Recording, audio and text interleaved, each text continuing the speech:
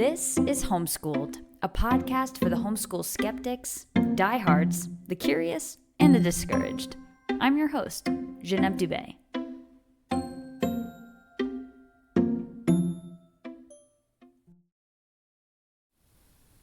Hello, beautiful people or person, whoever's listening to this. Welcome to my podcast. In this episode, I chat with my longtime friend Noah and discuss things like expressing yourself through art and what we bring to our daily life now that we learned in homeschooling, and different ways that Noah's homeschooling experience influenced how he teaches today.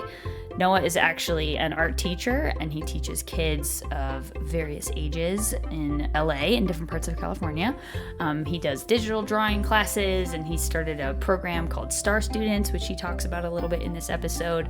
And yeah, I'm just really excited for you to hear from him and get to listen in on our chat. So we're gonna jump right into it and kick it off with a question. But yeah, enjoy. What was the first thing you noticed as far as like, maybe I got this from homeschooling, or maybe I'm this way because I was homeschooled? Yeah.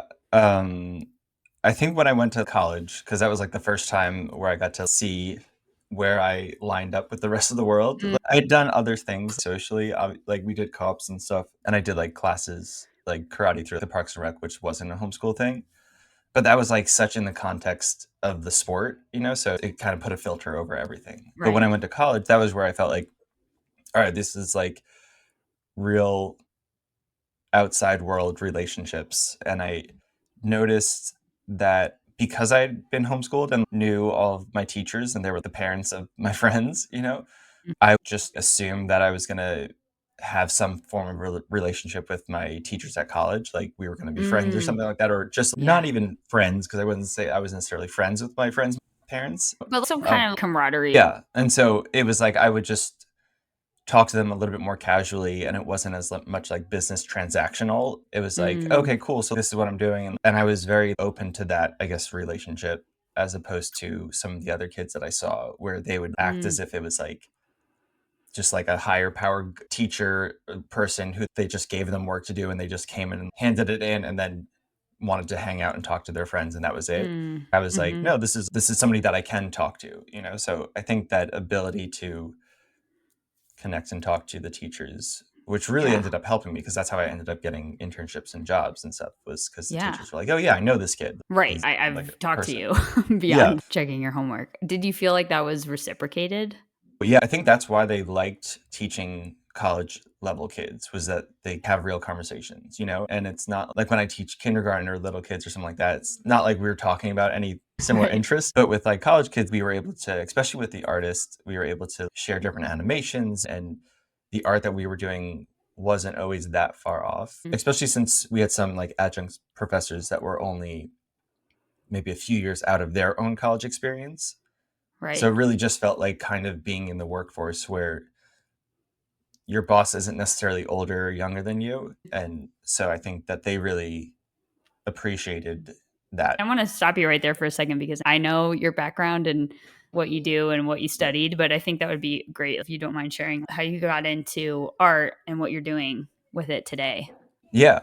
So I always knew that I wanted to do art, and then I just didn't know the context of what kind of art. Like when I was in high school, I wanted to do comic book art, and I wanted to draw Spider-Man and stuff, and love that. And then around the time I went into college, it was like starting to shift. And then I started to get really into animation and character design and storyboards, because I liked watching shows and I liked the storytelling process and the character designing process of that. And in college, I went to school for animation and illustration. It was like a joint major. Wait, you were homeschooled and you went to college? That was actually such an interesting, like the way that happened. I don't know if I ever told you this, but I was a junior in high school, and I was like I don't do very well if I'm not stimulated by something, I either function at a 0 or 100. There's not a whole lot of like in between. So as a junior in high school, I was at a 0, because I was doing my art stuff, but I kind of had not to sound super egotistical, had mastered a bunch of different projects. I had the little business where I was drawing graffiti on Converses for my classmates, That's or like cool. I was making a bunch of stuff, and I You were needed killing something that it, was like the next basically. level. Yeah. Yeah. It's funny because when I'm killing it, usually it's really close to me being bored of killing it, like because it's, oh, I've achieved that, and now this is not exciting anymore, and so I Yeah. instantly was like, "Wah," and wasn't inspired to do anything. And so Mm. I was just drifting through my junior year in high school. Weren't we all? Let's be real. Yeah. Well, what was great Yeah. about being homeschooled was that my mom had the foresight to be like, "Hey, you're not doing anything. Like you're barely doing the work anymore." And when we were in high school, she kind of just let us, we could, the books explain the stuff. And so she's not an expert in all those different things. So she would just be like, "All right, here are your textbooks, do these lessons each day." And which I think really helped in college too, because not a lot of the kids were that self-sufficient, so Mm. building that in a homeschool environment really helped. Mm-hmm. But yeah, she was like, "You're not doing anything. Why don't you just try to take the SATs at a public high school and then Yeah. see if you can get into college? So instead of doing a senior year of high school, just jump forwards and apply to Montclair, which is where I went to college." Yeah. Yeah, that's an interesting thing I do want to call out too, because homeschooling is just because of the legislation is so different from state to state. So, just Yeah. for people listening that aren't familiar with that fact, just so you know, like Noah and I were both homeschooled in North Jersey, Mhm. and New Jersey. I think still is one of the more accommodating states for homeschooling. And I do think that's super interesting. But we'll get into that in Yeah. another episode. Started in New York, actually, Oh, homeschooling. yeah, you started in New Yeah. York. What was that change for you? I mean, I was 6 when we moved, but So you weren't in tune with the local I laws. didn't know the laws of homeschooling or anything. Yeah. But my mom did say that, like, New York was super on your butt about the rules, and then they Mm, would make sure you need to send in your standardized test scores each year, mm. which my mom did for us in Jersey, but I don't know if you did that. I think that was, like, I the did that Iowa test. with you Yeah. guys once. Yeah, Yeah, I yeah, yeah. remember that. Oh, this is so fun. Yeah. Because then we'd go and hang out afterwards, and it was, like, so intense because it was all quiet and, like, when we were taking the test and everything, but, like, at the library. Yep. But yeah, we didn't have to do any of that in Mm, Jersey. But in New right. York, they kept track of everything. And then she was like, in Mm, Jersey, it was very hands off. Do whatever you guys want. We'll see you in college. yeah. Good luck. Yeah. Well, thanks for that background. One of the biggest compliments my parents ever got is, oh, your kids can talk to anyone. Just because there wasn't as much of an age separation. Because I Mm, think a bummer about the education system, it's like if you're 7, you mainly know 7-year-olds, you know what I mean? yeah, Other than your parents. Whereas in homeschooling, if you're in a co-op, even just in a family, you're interacting really closely with your siblings who are all different ages and your right. parents. I'm curious if you had a similar opinion even pre-college, or had any other scenarios where you felt like, man, I'm cool doing this, but seems like everyone else is nervous about it.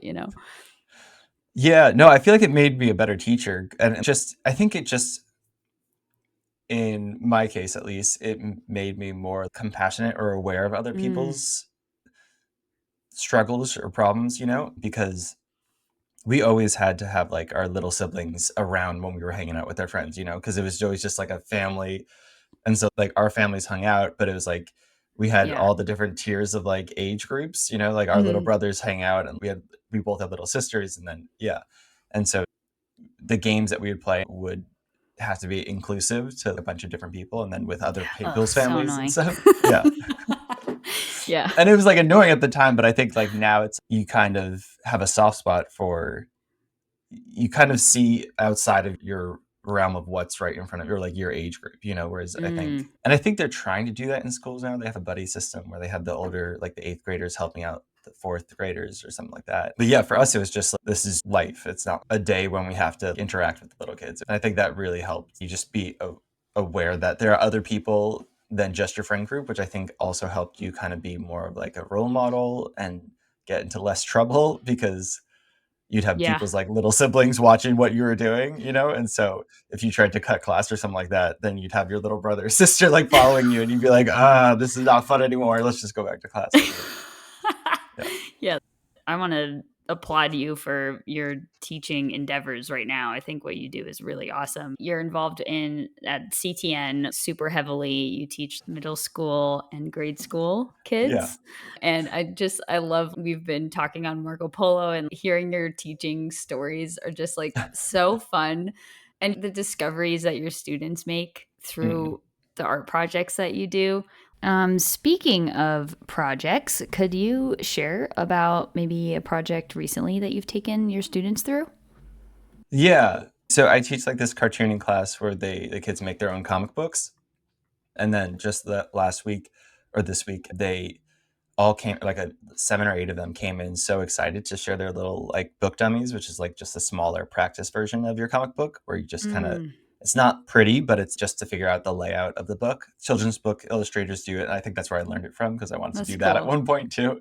Yeah. And it was so cool. I think it's really cool because so much of being a kid, and I think a big part of why I like teaching is connection with people. Um, Mm, and so much of being a kid is like not being able to connect and relate to adults at all because the parents mm, have trouble sometimes doing that. Or even talking to you or my siblings or something like that or friends, like you never fully know what's going on inside of the kid's head, and hearing them share a story that they created it's like something that I learned in doing art therapy, which was you're seeing how they see the world. And so you're seeing how they problem solve because of the character. Like they're writing what the character does in certain situations and they're writing mm, what kind of problems are prevalent in their lives. And so one of the kids wrote about, I don't know, it was like a water balloon who was lonely because it couldn't hang out with the other water balloons. And there was a bully aw, involved too. And it's just like, you see all mm, these different themes. And if you look past their level of drawing, and you just try to see sure. what they are, which is like any art therapy really is just looking past the skill level and looking at what is actually being said. And so uh, that was really cool because the kids get a chance to share their story and they get a Mm, chance for the other kids to be like, whoa, that was really cool. I like how you drew that. Or I can relate to that character.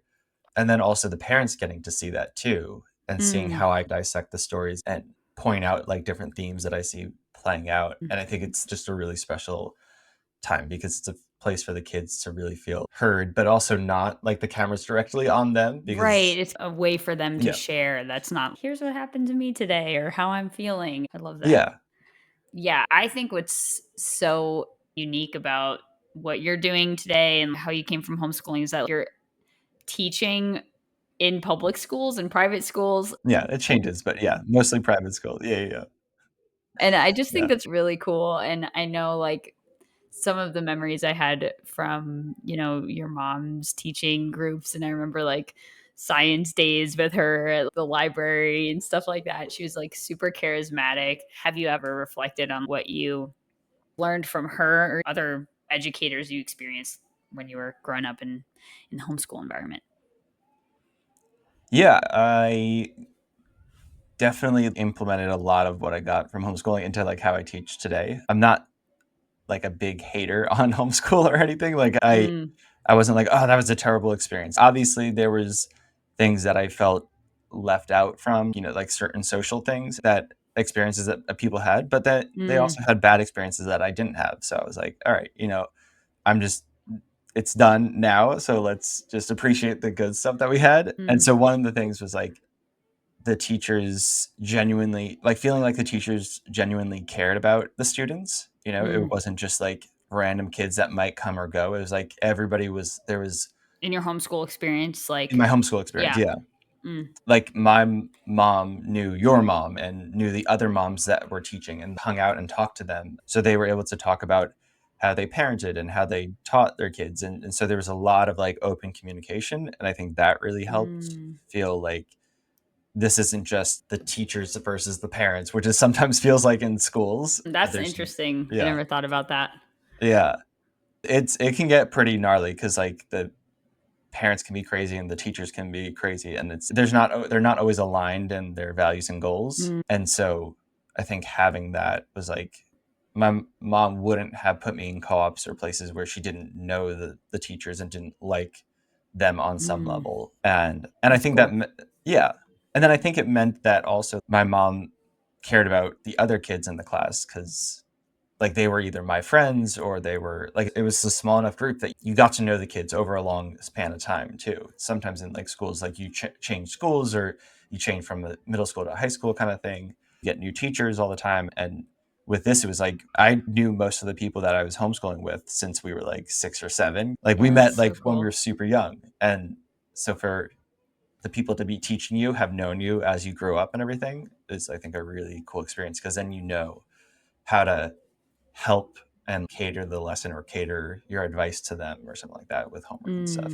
And mm. one of the examples was like my buddy Nathan. Oh, I don't know yeah. if you remember him, redhead Yeah. kid. He was not super, I think, math inclined, which I think he's like a science or math teacher now, which is so funny. But I remember him just having a hard time understanding like statistics and stuff. And then my mom knew that he was like obsessed with baseball and only loved talking about baseball. And so she put the statistics in baseball terms and he like instantly got it. And it was like little things like Oh, that that's so you wouldn't cool. know how to do otherwise. So I definitely Mm, try to do stuff like that with my students when I can, where it's all right, well, what's the best way for like me to help you learn how you learn and how to mm, find a way that this can work, because I'm a big believer that there's not one way to do things. So I think that's a big plus for homeschooling, is that you get a lot more catered learning, and hopefully if the teacher's good, they can help you figure out how, like when I was doing science, like mm-hmm. assignments, we had to write labs.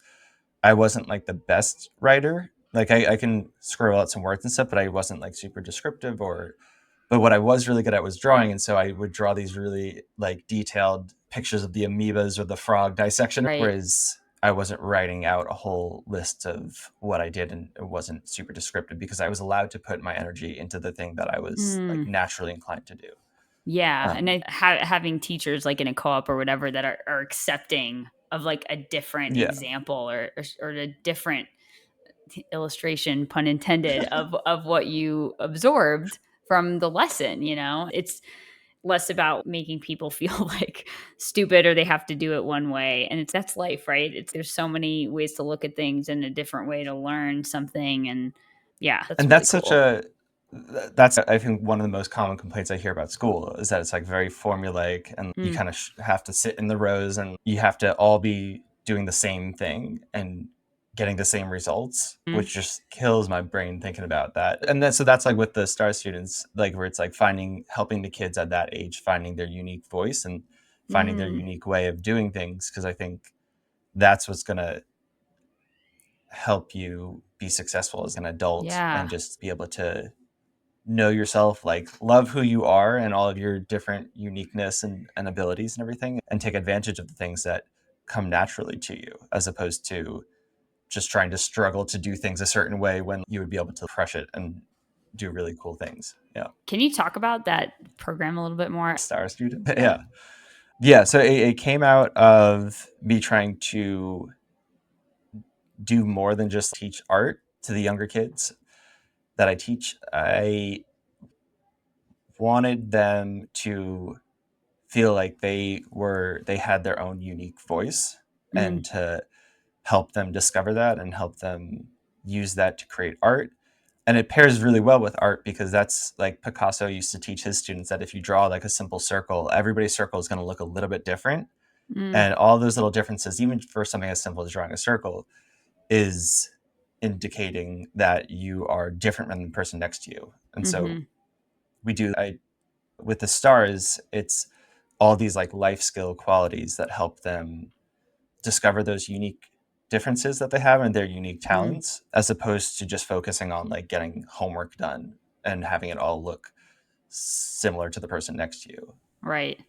What are some of the star Yeah. students' names? I love them so much.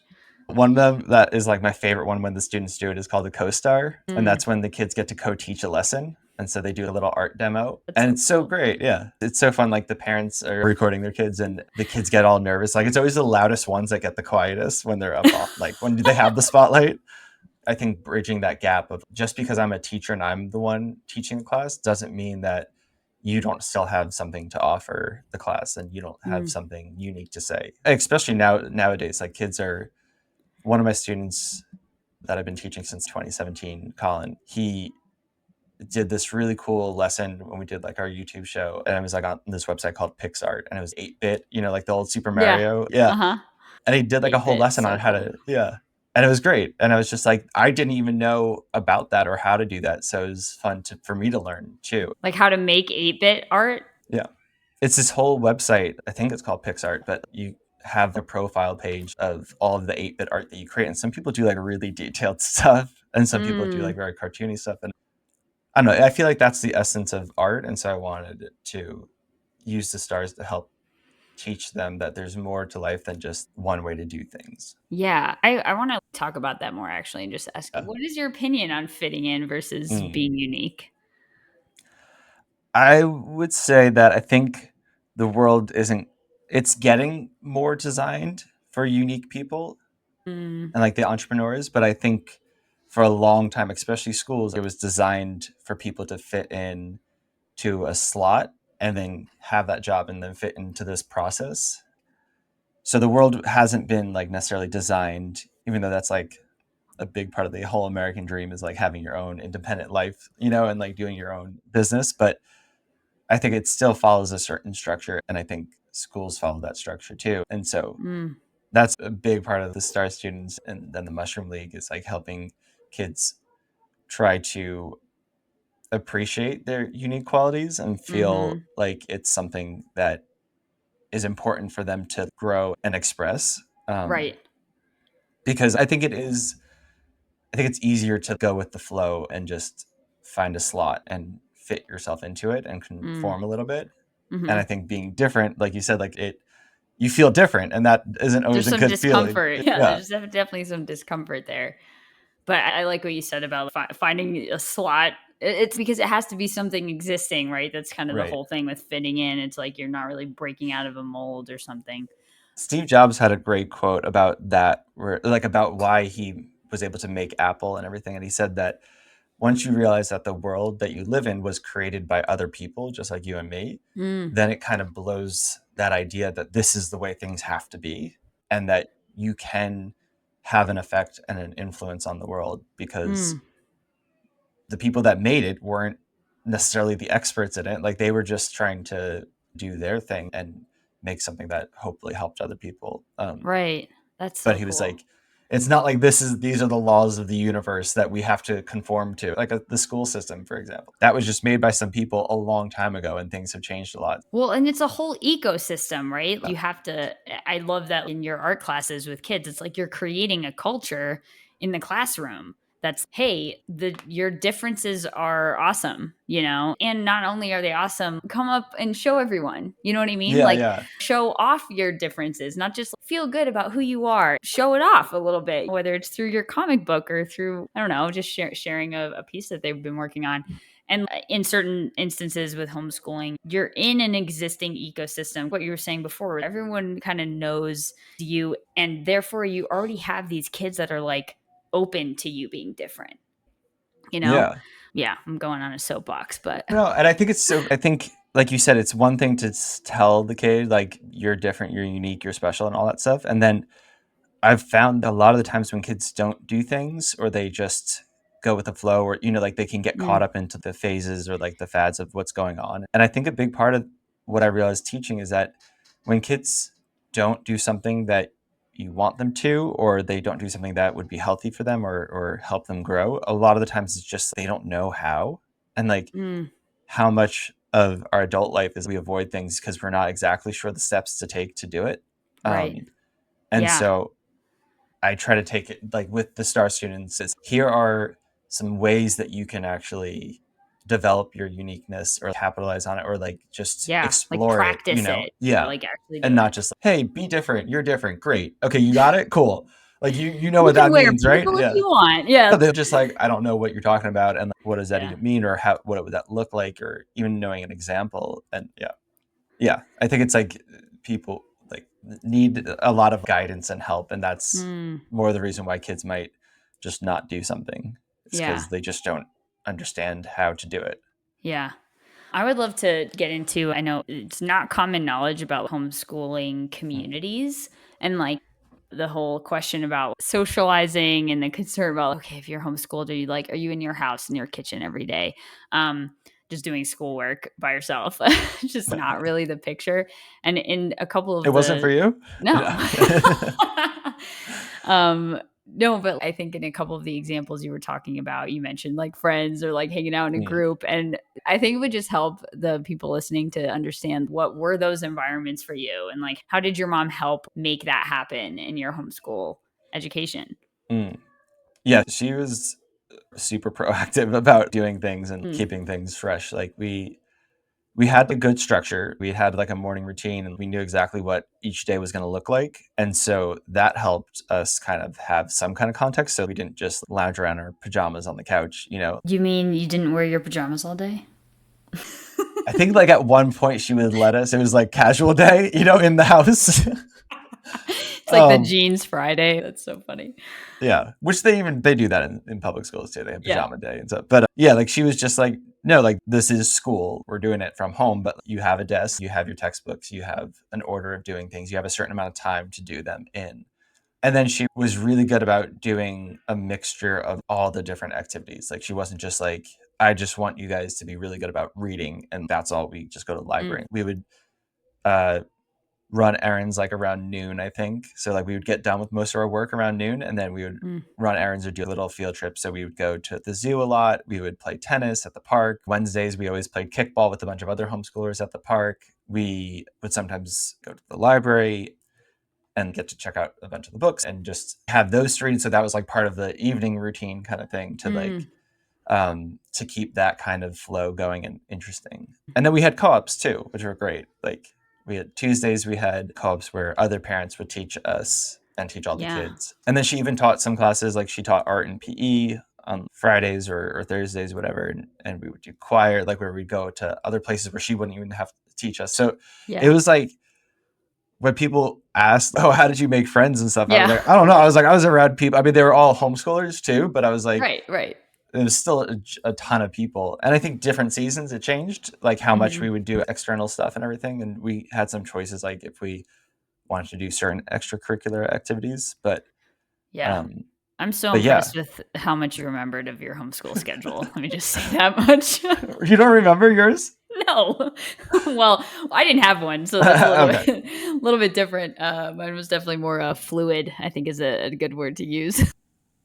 How I many shouldn't co-ops say did we you had do? no schedule. Well, I didn't start doing co-ops until I think it I think it was until high school for me. I think that's when we started. I might be so off with that. But yeah, co-ops weren't actually as fundamental of a part of my family's learning system right out of the gate, but we did more like subject specific co-ops, so like an arts co-op or like Mm. arts and music, or another co-op we did. The only co-op we did that was like multi subject, I think, was when I was in high school, because my Okay. mom didn't want to teach me science. So I was like, got to go here and learn it from one of the parents. So yeah, I think Yeah. co-ops are like a whole, I would love to do a whole episode on those, because I think what's fascinating about them to me is it's kind of like school for a day. Yeah. You know what I mean? Like for once or twice or three times a week or whatever.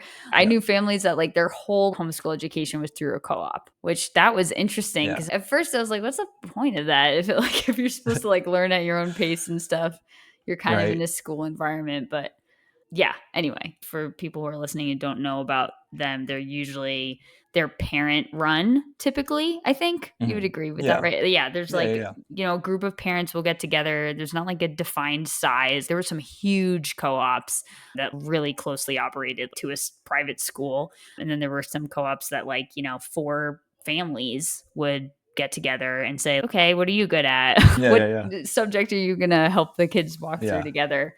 Yeah. So anyway, that's Yeah. cool. It's bringing me back. I'm like remembering all these like little things and stuff. Like at one of our co-ops, me and my buddy, when we were in like 6th or 7th grade, we thought we were so cool and we were skateboarding and everything and we were practicing on like the logs that they had in the parking lot and everything. Oh, And then nice. and then obviously the church was like, yeah, you guys aren't supposed to be skateboarding in our parking lot. Heathens. And we were just like, oh, and we were like little 6th or 7th graders thinking that we were like fighting the power and it was just like so funny.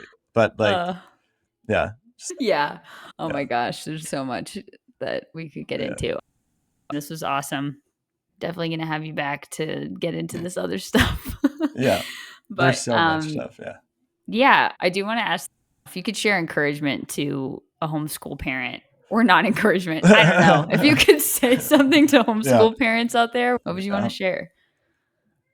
I think, it's interesting. Like, I have a lot of teachers in my family, and I was talking to my aunt who's Mm, a teacher the other day, and we were talking about like homeschooling because she's a teacher in a I think private school, and we were talking about the idea of just it's okay to make mistakes, and I think teaching that to kids is one thing and like super important, but also mm, accepting that for yourself. And I think yeah, changing things is okay too. Like you can sometimes your kid might be better suited to go to a public school or a private school, or mhm, sometimes I mean some of my siblings didn't like the co-ops and some of them did like the co-ops. And yeah, so being able to be flexible and fluid and realize like, okay, this was not the right move for my kid, or this was, it's all such a learning curve for the mm, parents, I think, especially too. And yeah, so it's better to have the curious mindset and to explore. And I think that's the beauty of homeschooling is that you can be curious and exploring, and kind of be like, oh, wait, look at this seems interesting today. Let's mm, change the schedule up. And I definitely do that in my classroom too, where I was literally mm, just telling them this on Tuesday. I have a timeline at the top of my slides that I show them when my teaching curriculum. And I cool, have a timeline of this is the warm-up activity, this is like the intro, this is the break, this is the follow-up activity, and this is where they get a chance to do their art review and stuff. And so we have all that laid out. And so the structure is all there, but that mm, gives me the freedom to be like, I don't have to follow that. Like I was like, I made that up myself, going back to mm, the Steve Jobs quote. And it's like, yeah, you can make your own rules and figure out what works best for you. And so don't decide on something and then feel like you have to do it just because you already decided on it. It's a little bit more mm, work that way, but I think the reward is that you have people that have really been able to find their flow and their stride in life. Whereas if I hadn't had that opportunity, I would still be trying to search and find my place in the world. that's awesome. Well, thanks so much, Noah, for chatting with me. It's really Yeah, cool to hear your perspective and can't wait for more chats. thanks for having me. Yeah, this is gonna be a cool. I'm excited to see what comes out of this podcast because I feel like a lot of people are gonna benefit from it. Thanks. Hey, thanks for listening. If you found this episode helpful or inspiring or not, I'd love to hear about it.